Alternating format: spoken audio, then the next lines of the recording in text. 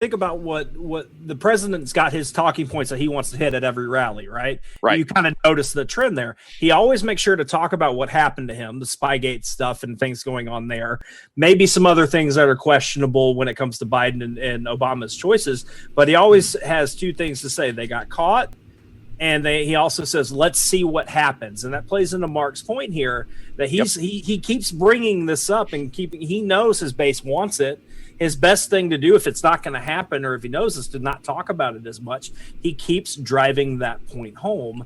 That anytime any news breaks that goes on with Spygate, it always gets brought back around to Obama knew about it. And at the very least, they'll say Obama knew about it. Now, we all know he probably facilitated it, if not all of it, most of it. That's the problem that we have here, is that we have to look in the future, I guess, in our minds and say, all right, let's look past all the arrests, everything that happened. You know, we've seen the perp walks, all that stuff. Let's now look back at how everything played out. And I bet you it'll make sense to most of us, if not all of us, that it needed to play out this way. Yeah. Well, let me throw something else out here real quick. Let's, I'm not prophesying this. I'm just throwing this out as a question. So the other point, you bring up a good point there, Methods, is that the president keeps driving home another point. And I don't know if anybody else has picked up on this. He keeps bringing up what would happen with what would the liberals think if I got a third term? Yep. Has anybody noticed that? Yeah, we've seen the memes. Yes, yes. It's been a number of occasions, And okay. I mean, I don't know if it's a legitimate question or if he's just doing it to rile up the left. But what do you think? Brother, this man is always 10 steps ahead of everyone. Now, here's what I want to point out. I don't know if anybody else caught this in Michigan at the rally. He said, there's something coming. It's so big, nobody knows what it is. And he says, I've already signed it. It's a done deal, and it goes into effect January the 1st. Ooh, interesting. And there's no stopping it. He said, so you better hope I get reelected. And I went, whoa. Now, here's my theory. I could be wrong, totally wrong. I'm not prophesying this. This is just my humble opinion, right? Okay. Has he dissolved the corporation? Ooh, that would Has be the one. he signed off on the Act of 1871? The corporation's been dissolved, which now means he's no longer the CEO of the corporation. He was never president of the United States. So he was president of the United States, the Constitution, right? If he's dissolved the corporation, does that mean, I'm asking this question, does that mean that we go back to the organic Constitution, which is the United States for America? Yes. And now he becomes the president for 2 terms under the president for America. Oh, that United would States be for so America. That would be the way to do it. I'm just throwing it out there, bro. Hey, man. Mark, don't threaten us with a good time, man. I'm telling you. That would be it. I mean, honestly, that would be a legitimate way to do it. 100%. He only served 1 term as CEO of the corporation. Yeah. So if he's dissolved the corporation, he now gets 2 terms as president under the Constitution for the United States for America. Oh, man. Yeah. I don't know. I'm just throwing it out there for discussion here, guys. I mean, I can see it happening. I can legitimately see it happening. So definitely something for us to look for. I got to look for that clip now. I went to a rally last week in Ohio, and I saw him speaking it was near Toledo. It was an airfield. I can't remember where it was. But a very exciting time. It was my first rally ever. The atmosphere is practically electric. It was very well coordinated. I mean, they get people in, thousands of people there. But, even with all those people, everybody is moving, constantly. They have every single seat filled. They made sure that everybody was taken care of. They wanted to make sure that, once the president got there, you couldn't have your phones out. You couldn't get up and use the bathroom. So they gave everybody an opportunity to go get all their stuff taken care of before he arrived. And then once he got there, it was just great, classic Trump. And then I don't know if you listened to the first part of the program, Mark, but my buddy JR and I are doing an event on Tuesday for the debate. We're calling it a MAGA meetup, and it's also going to be in Ohio in Port Clinton. But something really cool happened. Before he came for the rally last week, he had heard about us doing the meetup, and Secret Service contacted JR and helped us get VIP passes for that rally. And now, because he learned about it, they have dubbed it a Trump victory event, which makes it an officially sanctioned Trump, sanctioned event basically. So campaign representatives are going to be there for the event, and I'm really hoping he's going to tweet something out about it, or even if he just said, hey, great job, Zach and JR. I would probably die. Hey, listen, that's fantastic. Congratulations to you guys, man. I mean, for crying out loud. Look, this is all. Look, and this is what I want to tell people. It's like, this is not about you. This is not about Mark Taylor.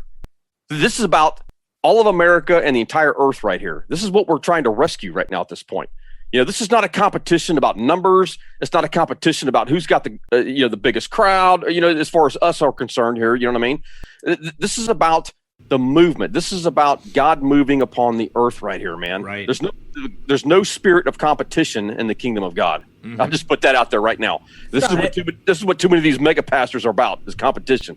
Exactly. And we've watched over the last several years of this movement growing, and it's been exciting to watch happen when we see people start a channel for the first time, and then they end up, getting to a certain place, and that's fine. We want to see this grow. Absolutely. And watching, because like you brought up at the beginning of the show, like watching these like growing pains happen, and we're building our character, as you were talking about. Just watching everybody grow together has just been incredible. And the only way I can give credit to how that happened is God's hand involved in it. Yeah. Absolutely. Real quick, let me just say thank you to White Hat. I didn't get to read this earlier. He said, "Hey, Red, awesome news about the get-together, bud. Proud of you. Please tell Mark I appreciate him, and a lot of what I do and say in my streams is is influenced by him. God wins. Much love, Patriots, and then also much love to Methods." Yes, White Hat, big friend of the channel. Love that guy, so thank you so much for that, White Hat. Appreciate it. Susan says that she's never been more proud of you, brother. Thank you so much. I am honored and blessed to be able to be here to help carry this message. President Trump is, he is a man truly for this time. America and this entire world has been through so much, and for him to be working, being blessed by God to be here and to help essentially unenslave mankind. I mean, there's not a more appropriate time or place. Also, thank you to Janet. Thank you very much, Janet. I appreciate that. And then Felix said, "Can you say hi to my daughter, Alexis?" Hi, Alexis. Thank you so much for watching with your dad, Felix. We're glad to have you here. And Real Red Pill Girlfriend just got back, so if you hear Muffin barking, then that's what that's about. Also, thank you to Andrew and ZooQ. Thank you so much, you guys. I appreciate that.